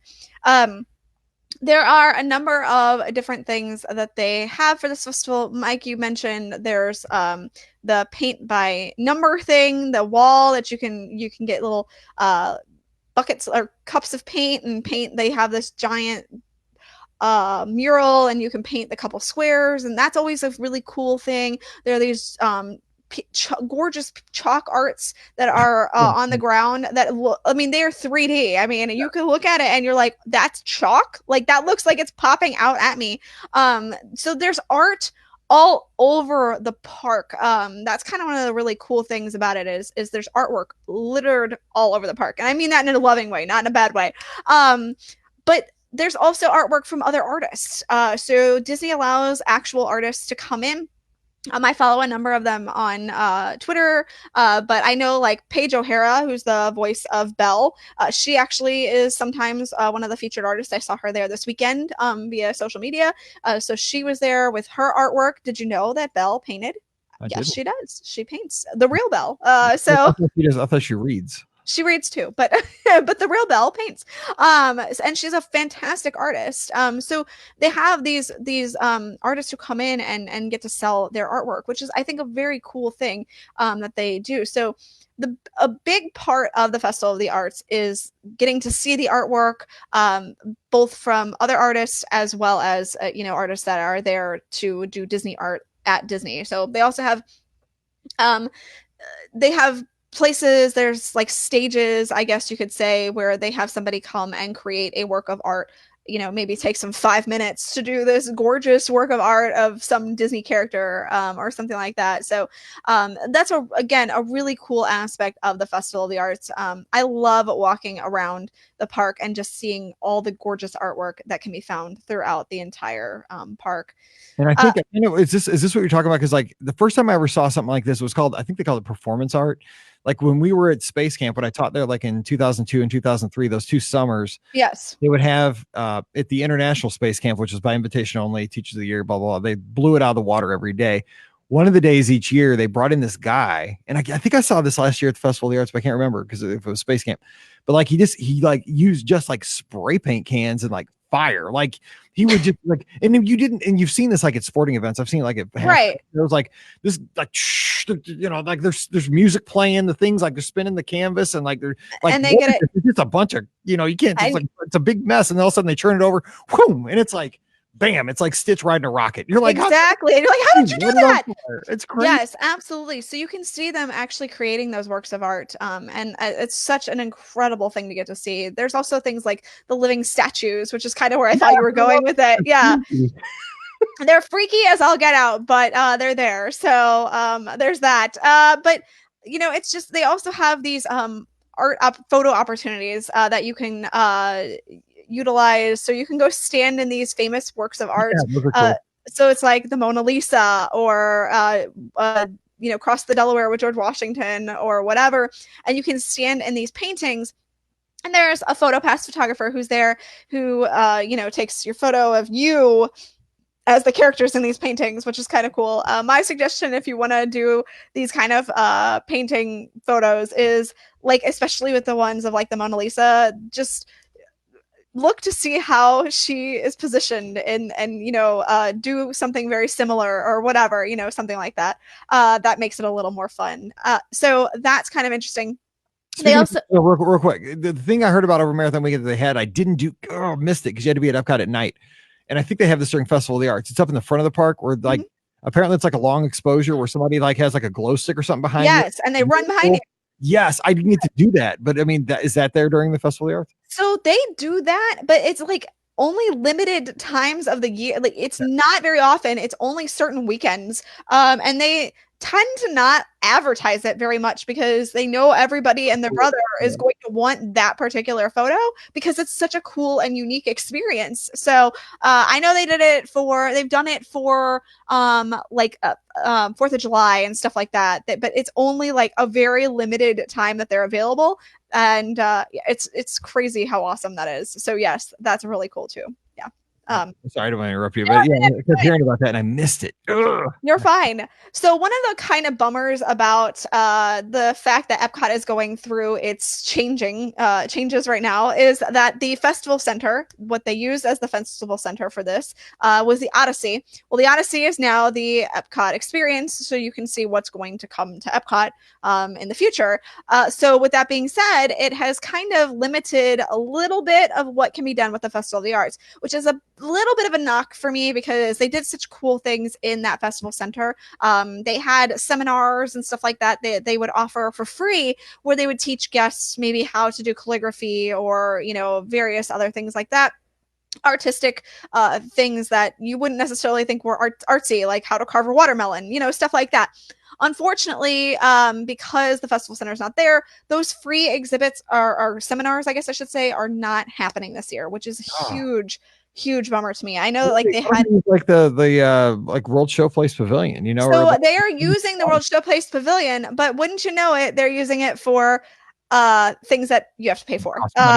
Yeah, exactly, which is such a bummer. That's the one like huge downfall I think that we have right now is they have and there are not a large number of interactive workshops that they have available for the paid seminars either. I mean, there's a few things like and they're only on the weekends too. They only have them on Saturdays and Sundays. So you can do things like 3D paper crafting and flip book fundamentals for animation and painting with the Disney artist. But really that's about it. Like there's not a lot of options. And I know the festival doesn't last a really long time, so they don't have a lot of weekends that they can do things on. But you know, the fact of the matter was they had the free seminars throughout the week too. So, you know, the fact that I know they could probably do it in my guess is that the World Showplace facility is probably not available during the week. It's probably they've booked it for the weekend only and, you know, probably use it. That place is huge. They could section it off if they wanted to. I'm sure that they've sold it. You know what I'm saying? So they probably couldn't, which is unfortunate because I really wish that they could have those free seminars because they were such a great aspect of the Festival of the Arts. But maybe when, you know, everything gets done at Epcot, you know, in a couple years and, you know, they have the new festival center, we can go back to having something like this. Sure. So they are offering Animation Academy, though. This is happening daily. It's in a really weird place, though. It's at the America Gardens Theater. I'm saying it's in Test Track or something. Like literally at America Gardens Theater. So like, you know, the place where they have all the concerts and stuff, you can go there and learn how to draw. But I mean, where are you going to like, I just don't see how easy that is to do because you've got, you know, something that you have to draw on and then you're trying to draw. I don't understand how that works. But anyway, it's only done twice a day as well. So it's only done at 12:30 and 1:30. So they're not even doing that very often, which again is kind of a bummer. But they just don't have the space to do it. You know, before they would do it like every half hour, like the whole day of the festival, basically. And now you've got 2 times that you can do it. So they may be putting like desks or something up on the stage and they do it up there. I mean, I don't know. I thought I saw people sitting in the stands when I saw a picture. So I don't know. That's kind of a weird. When just with Epcot being in such a state of flux, it's just kind of like, I don't know, I guess do it wherever you can. So sure. Yeah. So the other really big part of the Festival of the Arts is, of course, the performing arts. And the way that Disney celebrates performing arts is through the Disney on Broadway concert series. Now, this is a fantastic series if you are a fan of Broadway performers. They are actually performers who performed on Broadway in Disney shows who come and sing at the America Gardens Theater. I've been to this show before and it was so fantastic. I had such a great time getting to experience this. You have true live Broadway performers just singing their hearts out and it's so great. So you can check out the schedule of performers on the Mouse for Less. I've got the full list there. But, you know, I saw, I think it was Kevin Massey and Cara Lindsay last year. I'm pretty sure that's who I saw. I'm almost certain it was Kevin Massey. I don't know if Kevin Massey, the kid from that Disney Channel show. No, I don't think so. I'm pretty sure that that's who I saw last year. But the one that I really want to see, and again won't get to see, is Ashley Brown and Josh Strickland. Ashley Brown was Mary Poppins on Broadway, and Josh Strickland was Tarzan when Tarzan was there. So again, it's a really great performance. They have, you know, performers from The Lion King and Mary Poppins and The Little Mermaid and Newsies. And, you know, it's a great, great performance if you can catch it. And the great thing is they do have a dining package available, but for the most part, it's not like a huge draw. So we just went in and got seats. We didn't have a dining package and I had fantastic seats. I was right by the stage, to be perfectly honest, when I went. So, you know, if there's an artist you really want to see, get the dining plan or get the dining package, but it's not necessary in my opinion. So you're going to get a good seat. Do they sing just like songs from their show that they do on Broadway? I mean, obviously there's no acting and they're not performing, but they're just kind of like a greatest hits kind of thing. So they do basically a greatest hits of Disney songs. So not just songs that they performed. So if I know that I saw the guy that was in Tarzan, not Josh Strickland, but Kevin Massey. And he performed songs from Tarzan, but they also performed songs from Frozen. So that was kind of cool. If you want to see, I do have a video up on the Mouse for Less. If you search for Disney on Broadway, concert series or whatever, you'll be able to find an overview video that I took and see kind of what the performances are like. It's a really cool thing to get to experience, especially as a Disney era. Not only a Disney nerd, but I'll also a theater nerd because I was in theater back in the day. So it was a really cool thing to get to experience. So sweet. Yeah. Last but not least, of course, the big part of this last big part of the festival, I should say, are the food studios. And on for 30 minutes here. Let's go. I was going to save the food for last, right, Mike? These food. Tell me there's going to be a Jim and Nick's booth this year. There's not a Jim and Nick's booth, but the great thing about these food booths with this festival, there aren't as many of them, and it may take a little bit longer for you to get your food, but that's because these are presentations of art. I mean, when you get your dish that they serve you, it is an absolutely gorgeous, gorgeous dish. So there are 12 or so different booths that you can choose from. Each one has different things based off of a different kind of theme. And I mean, this is seriously some of the best.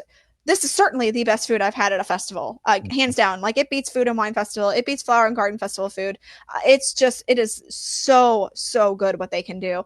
And I, hands down, like, I'm so excited about going back to this festival just for the food, because even though the food doesn't change a lot year after year, like, it was that good that I can't wait to have some of the things that I've already tried.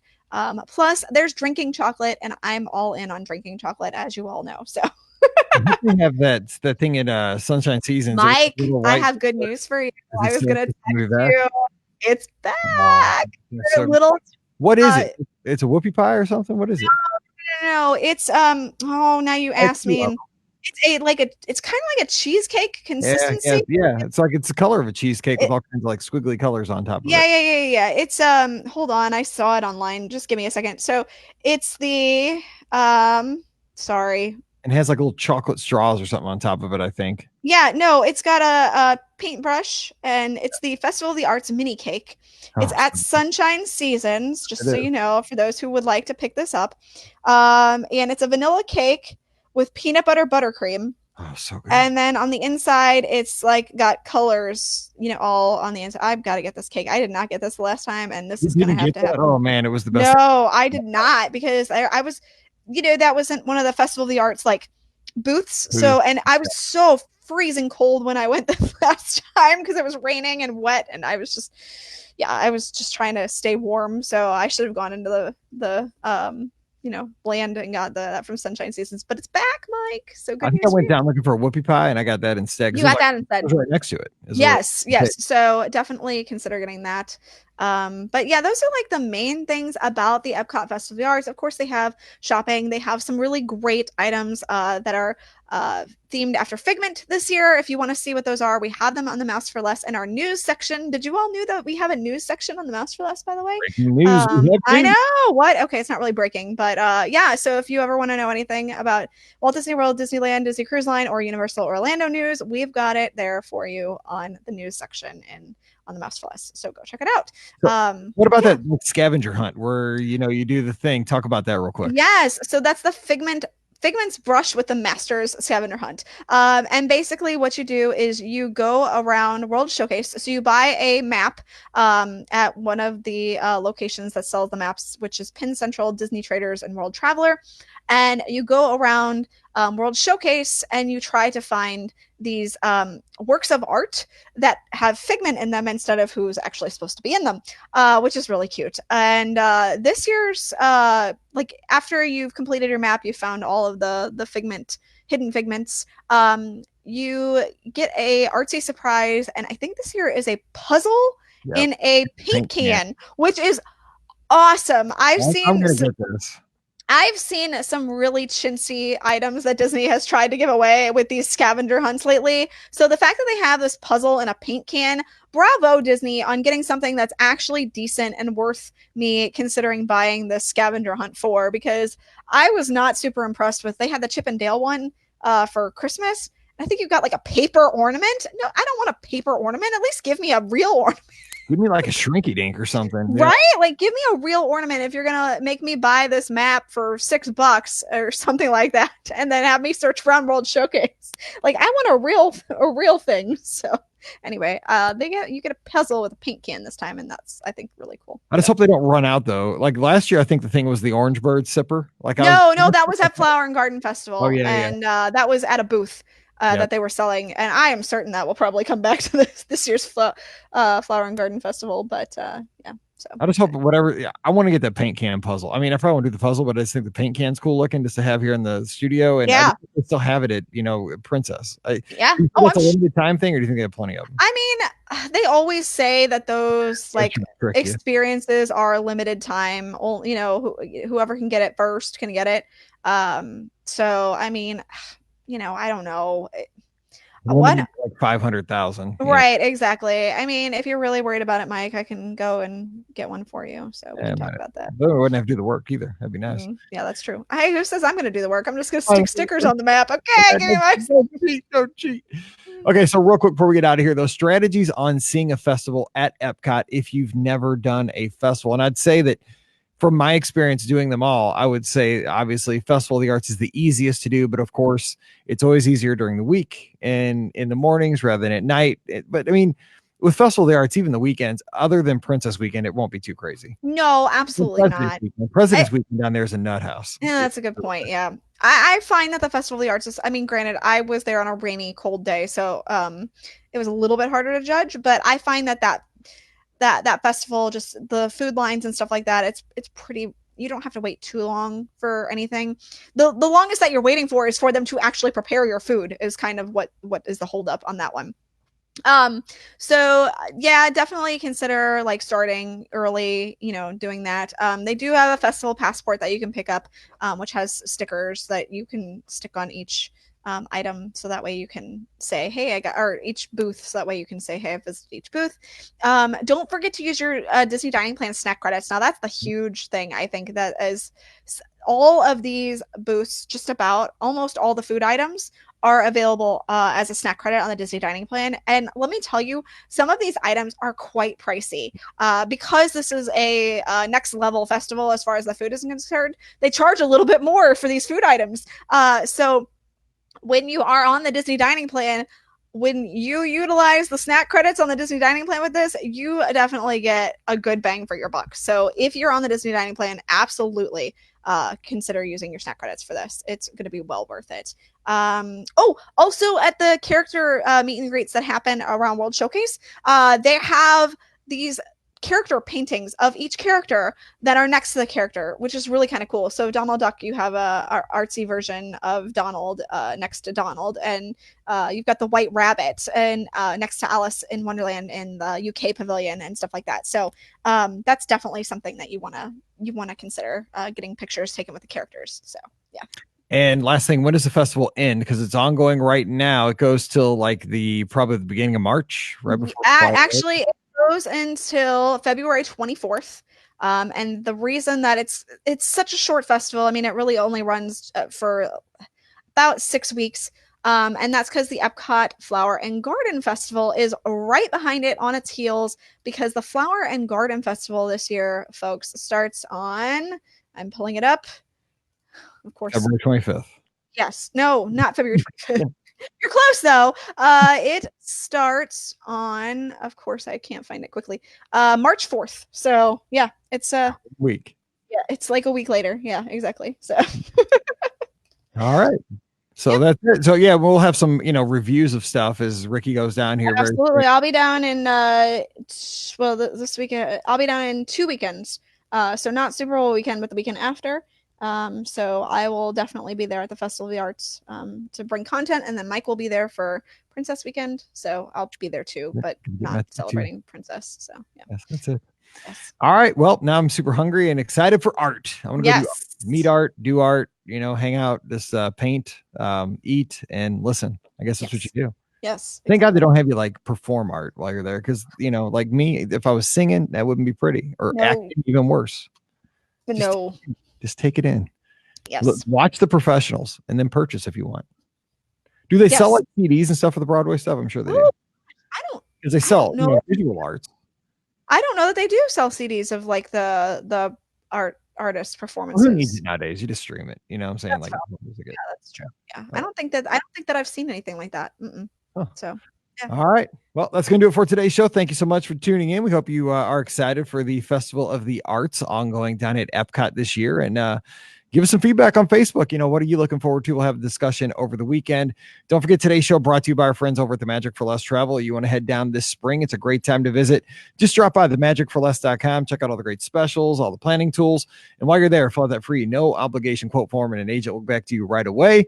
Please let them know you heard about them here on the Be Our Guest podcast, and check them out today over at themagicforless.com. When you do that online shopping, please support the show by using our Amazon affiliate link. It's at beourguestpodcast.com/Amazon.